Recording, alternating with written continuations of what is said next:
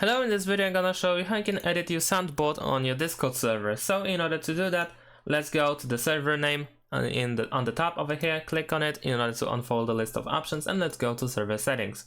Now over here we have soundboard, and here you can see all sounds that you have uploaded onto your Discord server. And of course, if you have any of them, if you go to the right side over here, you will see this pen icon. If you click on it, you should be able to edit the sound, and here you can adjust the sound name, you can change the emoji or even remove it, and you can of course adjust the sound volume.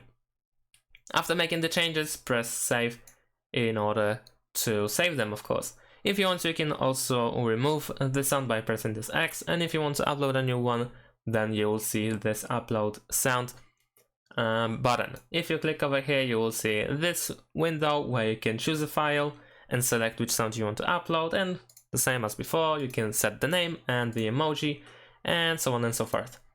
And that's pretty much it. Thanks for watching, leave a like and subscribe to my channel, and see you in my next videos. Bye!